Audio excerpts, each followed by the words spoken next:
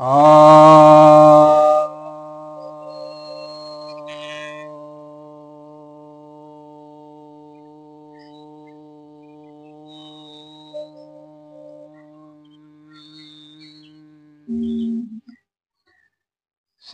भक्तजनों को सप्रेम नमन। तो आज आपकी जिज्ञासा का समाधान लेकर आया हूँ। एक जिज्ञासा आई है कि न्यूमरोलॉजी अर्थात जो अंक विद्या है यह भारत से निकला कि चीन से।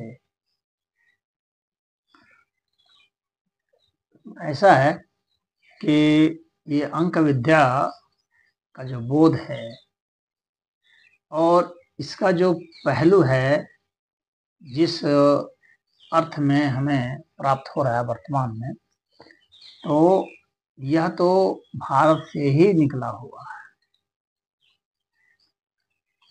हालांकि चीन के तरफ भी, जापान में भी और यूरोप में भी, ग्रीक वगैरह में भी यह किसी न किसी अर्थ में था, इसमें कोई दो राय नहीं। परंतु वे लोग अंक के रहस्य को थोड़ा बहुत जानते थे, लेकिन वो किस तरह से हमारे से जुटा हुआ है उसके स्टैटिस्टिकली उसको वे सिद्ध नहीं कर पाए थे। भारत में ही यह शुरू से ही सिद्ध होता है। इसको शुरू से ही ग्रहों से जोड़ा गया है, हमारे कार्य क्षेत्र से जोड़ा गया है।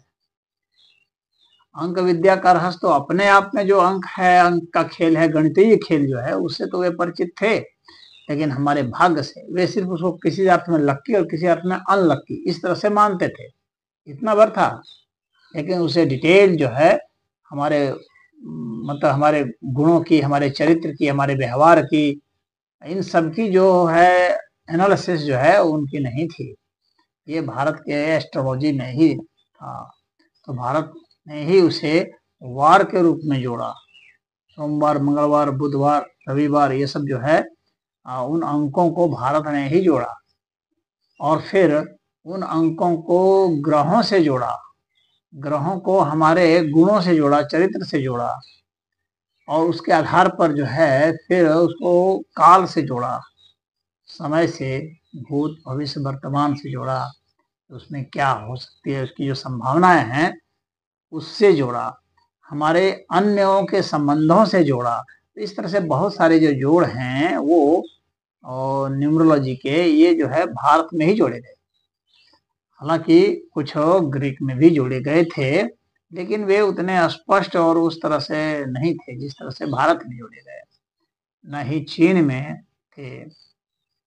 तो यह मैं कह सकता हूँ, ऐसे कुछ तो जापान में भी था, परंतु इस तरह से इतना बढ़िया ढंग से जोड़ने की बात है अंकों को, वो भारत में ही पहले से ही विद्यमान था।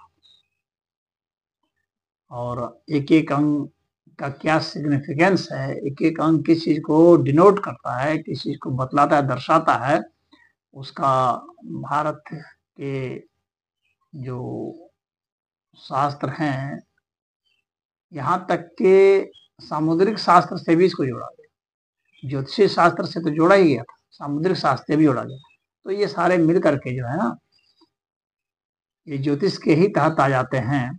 तो भारत में ज्योतिष विद्या काफी उन्नत है, भारत इतना कहीं भी उन्नत नहीं है।